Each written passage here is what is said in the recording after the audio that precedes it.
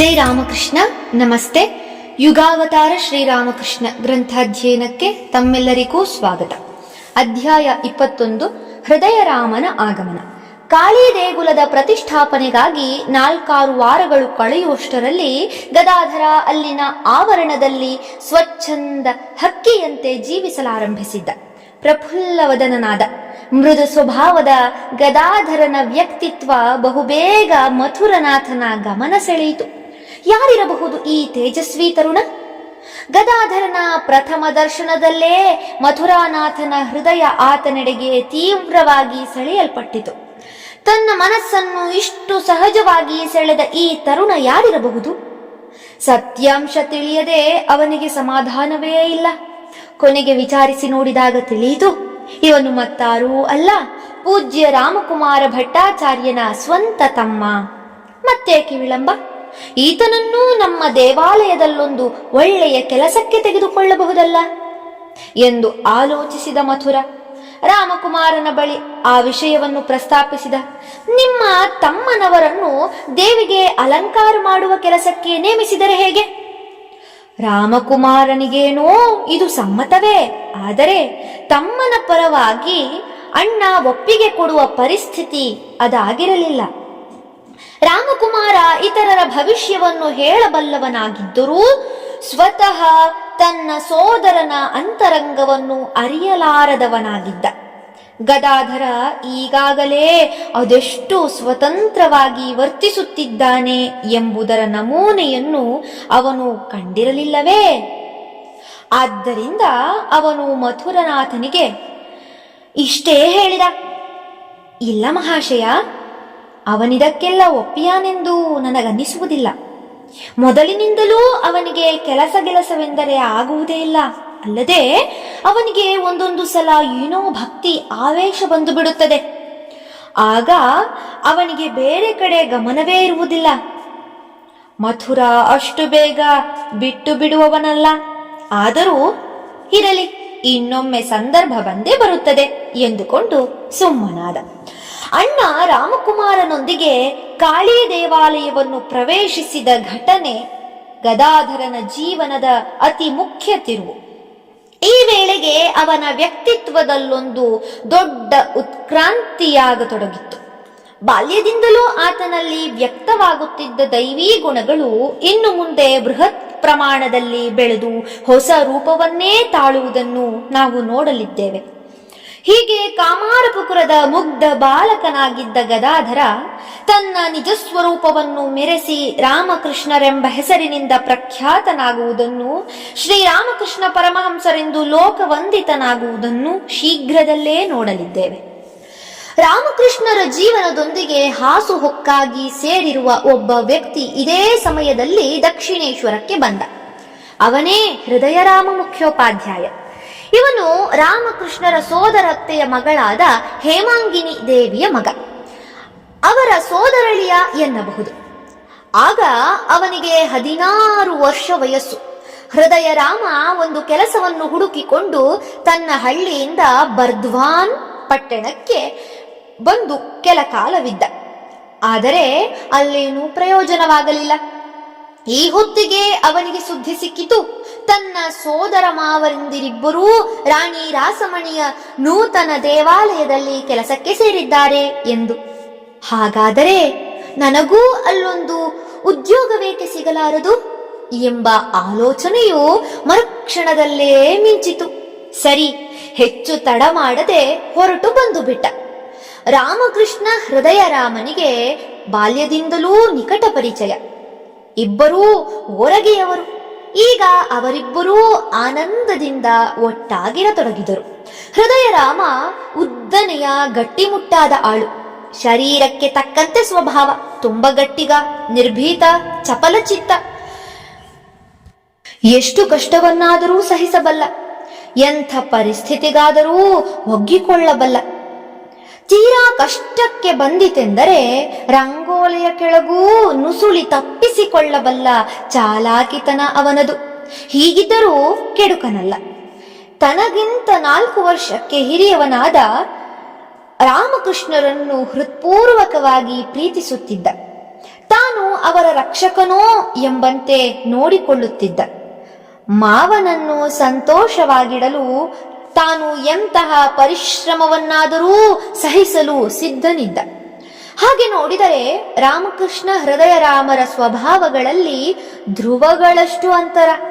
ಹೃದಯನು ಮೂಲತಃ ಒಬ್ಬ ಪ್ರಾಪಂಚಿಕ ವ್ಯಕ್ತಿ. ಯಾವೊಂದು ಕಾರ್ಯವನ್ನು ಕೈಕೊಳ್ಳುವ ಮುಂಚೆಯೂ ಸ್ವಾರ್ಥೋದ್ದೇಶವನ್ನು ನೋಡಿಕೊಂಡೇ ಮುಂದುವರಿಯುವವನು. ಸದಾ ಒಂದಿಲ್ಲೊಂದು ಕಾರ್ಯದಲ್ಲಿ ತೊಡಗುವ ಚಪಲ ಚಿತ್ತದ ಹೃದಯ ರಾಮನಲ್ಲಿ ಧ್ಯಾನಪರ ಸ್ವಭಾವ ಲವಲೇಶವಾದರೂ ಇರಲಿಲ್ಲ. ಆದರೆ ಧ್ಯಾನಪರತೆ ನಿಸ್ವಾರ್ಥತೆಗಳೇ ಮೂರ್ತಿ ಭವಿಸಿದ್ದಂತಿದ್ದ ರಾಮಕೃಷ್ಣರೊಂದಿಗೆ ನಿರಂತರ ಸಂಪರ್ಕ ಸಂಬಂಧಗಳಿಂದಾಗಿ ಅವನಲ್ಲೂ ಆಗಾಗ ಆ ಗುಣಗಳು ಮಿಂಚುವುದಿತ್ತು. ಇಂತಹ ಎರಡು ವಿಭಿನ್ನ ವ್ಯಕ್ತಿಗಳು ಒಂದೆಡೆ ಸೇರಿದ್ದುದು, ಅವರ ನಡುವೆ ಅಂತಹ ಸ್ನೇಹ ಬಾಂಧವ್ಯ ಬೆಳೆದದ್ದು, ಅಷ್ಟೊಂದು ವರ್ಷಗಳವರೆಗೆ ಅವರು ಒಟ್ಟಾಗಿದ್ದುದು, ಇವುಗಳನ್ನೆಲ್ಲ ಭಾವಿಸಿ ನೋಡಿದರೆ ಇದು ದೈವೇಚ್ಛೆಯಲ್ಲದೆ ಬೇರಲ್ಲ ಎಂಬುದು ವೇದ್ಯವಾಗುತ್ತದೆ. ರಾಮಕೃಷ್ಣರು ತೀವ್ರ ಸಾಧನಾಮಯ ಜೀವನವನ್ನು ಪ್ರಾರಂಭಿಸಿದ ಮೇಲಂತೂ ಅವರಿಗೆ ತಿನ್ನುವುದು, ಕುಡಿಯುವುದರಿಂದ ಹಿಡಿದು ಯಾವುದೇ ಬಗೆಯ ದೈಹಿಕ ಕಾರ್ಯಕಲಾಪಗಳ ಕಡೆಗೆ ಗಮನ ಹರಿಸಲು ಸಾಧ್ಯವಾಗುತ್ತಿರಲಿಲ್ಲ. ಈ ಪರಿಸ್ಥಿತಿಯಲ್ಲಿ ಅವರಿಂದ ಅಂತಹ ಕಾರ್ಯಗಳನ್ನೆಲ್ಲ ಬಲಾತ್ಕಾರದಿಂದ ಮಾಡಿಸಬಲ್ಲ ವ್ಯಕ್ತಿಯೊಬ್ಬನಿಲ್ಲದಿದ್ದಲ್ಲಿ ಆ ಸಾಧನೆಗಳು ಪೂರ್ಣಗೊಳ್ಳುತ್ತಿದ್ದವೋ ಇಲ್ಲವೋ ಹೇಳಲಾಗದು. ಇಂತಹ ಅಂಗರಕ್ಷಣೆಯ ಕಾರ್ಯಕ್ಕೆ ಹೇಳಿ ಮಾಡಿಸಿದಂತಿದ್ದ ಹೃದಯ. ಅಷ್ಟೇ ಅಲ್ಲ, ಅವನಿಲ್ಲದಿದ್ದರೆ ಆ ಪ್ರಚಂಡ ಸಾಧನೆಯ ಆವೇಗದಲ್ಲಿ ರಾಮಕೃಷ್ಣರ ಶರೀರ ಉಳಿದುಕೊಳ್ಳುವುದೇ ಅಸಾಧ್ಯವಾಗುತ್ತಿತ್ತು. ಆದ್ದರಿಂದ ಹೃದಯನ ಹೆಸರು ಶ್ರೀರಾಮಕೃಷ್ಣರ ಲೀಲಾಮಯ ಜೀವನದಲ್ಲಿ ಅವಿಭಾಜ್ಯವಾಗಿ ಬೆರೆತುಕೊಂಡಿದೆ. ಹೃದಯ ದಕ್ಷಿಣೇಶ್ವರಕ್ಕೆ ಬಂದಾಗ ರಾಮಕೃಷ್ಣರಿಗೆ 20 ವರ್ಷ ನಡೆಯುತ್ತಿತ್ತು. ಅವನು ಬಂದಾಗಿನಿಂದ ಅವರ ಜೀವನ ಎಷ್ಟೋ ಸುಲಭವಾಯಿತು. ಸ್ನಾನ ಮಾಡುವುದು, ಅಡ್ಡಾಡುವುದರಿಂದ ಮೊದಲುಗೊಂಡು ಅವರ ಎಲ್ಲ ಕೆಲಸಗಳಲ್ಲೂ ಆತ ನೆರವಾಗುತ್ತಿದ್ದ. ಬಾಲ ಸ್ವಭಾವದ ರಾಮಕೃಷ್ಣರ ಎಷ್ಟೋ ವರ್ತನೆಗಳು ಸಾಮಾನ್ಯ ಜನರಿಗೆ ಅರ್ಥಹೀನವಾಗಿ ಇಲ್ಲವೇ ಹುಚ್ಚಾಗಿ ಕಾಣುತ್ತಿದ್ದವು. ಆದರೆ ಹೃದಯ ಮಾತ್ರ ಅವರ ಇಂತಹ ವರ್ತನೆಗೆ ಆಕ್ಷೇಪಿಸುವುದಿರಲಿ, ಅದನ್ನೇ ಸರಿ ಎಂದು ಸಮರ್ಥಿಸುತ್ತಿದ್ದ. ಅವರಿಗೆ ಬೆಂಬಲವಾಗಿ ನಿಲ್ಲುತ್ತಿದ್ದ. ಇದರಿಂದ ಸಹಜವಾಗಿಯೇ ಅವನು ಅವರಿಗೆ ತುಂಬಾ ಪ್ರೀತಿ ಪಾತ್ರನಾದ.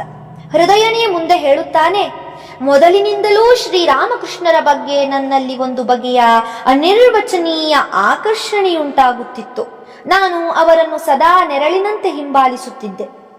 ಅವರಿಂದ ಒಂದು ನಿಮಿಷದ ಅಗಲಿಕೆಯೂ ನನಗೆ ವೇದನೆಯುಂಟು ಮಾಡುತ್ತಿತ್ತು. ನಾನು ಸ್ನಾನ ಮಾಡುತ್ತಿದ್ದುದು, ಅಡ್ಡಾಡುತ್ತಿದ್ದುದು, ಕುಳಿತುಕೊಳ್ಳುತ್ತಿದ್ದುದು, ಮಲಗಿಕೊಳ್ಳುತ್ತಿದ್ದುದು ಎಲ್ಲವೂ ಅವರೊಂದಿಗೆ. ಮಧ್ಯಾಹ್ನದ ಊಟದ ವೇಳೆಗೆ ಮಾತ್ರ ನಾವು ಬೇರೆಯಾಗುತ್ತಿದ್ದೆವು. ಇವರು ಹೀಗೆ ಬೇರೆಯಾಗುತ್ತಿದ್ದುದೇಕೆಂದರೆ ಇಬ್ಬರೂ ಊಟ ಮಾಡುತ್ತಿದ್ದುದು ಬೇರೆ ಬೇರೆ ಕಡೆಗಳಲ್ಲಿ. ಕಾಳಿ ದೇವಾಲಯದಿಂದ ಬರುವ ಅನ್ನ ಪ್ರಸಾದವನ್ನು ತೆಗೆದುಕೊಳ್ಳಲು ಹೃದಯನಿಗೇನೂ ಅಭ್ಯಂತರವಿರಲಿಲ್ಲ. ಆದರೆ ರಾಮಕೃಷ್ಣರು ಮಾತ್ರ ತಮ್ಮ ಸ್ವಯಂ ಪಾಕ ಪದ್ಧತಿಯನ್ನಿನ್ನೂ ಬಿಟ್ಟಿರಲಿಲ್ಲ.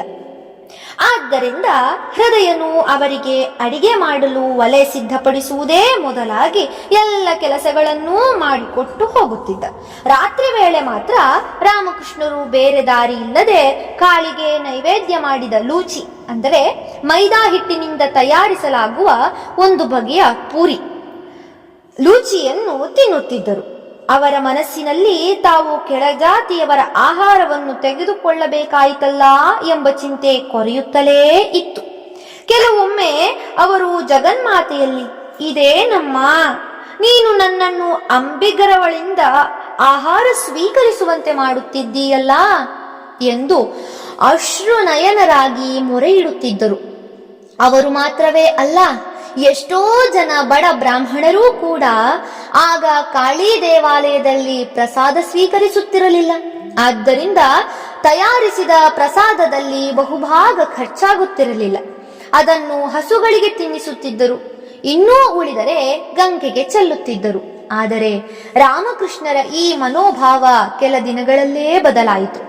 ಅವರು ದೇವಾಲಯದ ಅರ್ಚಕರಾಗಿ ನೇಮಕಗೊಳ್ಳುವ ವೇಳೆಗೆ, ಎಂದರೆ ದೇವಸ್ಥಾನ ಪ್ರತಿಷ್ಠಾಪನೆಗೊಂಡ 2-3 ತಿಂಗಳಿಗೆ ಸಂಪೂರ್ಣ ಬದಲಾದರೆಂದು ತೋರುತ್ತದೆ. ಆ ತರುವಾಯ ಅವರು ದೇವಿಯ ಪ್ರಸಾದವನ್ನೇ ಸ್ವೀಕರಿಸತೊಡಗಿದರು. ಧನ್ಯವಾದಗಳು.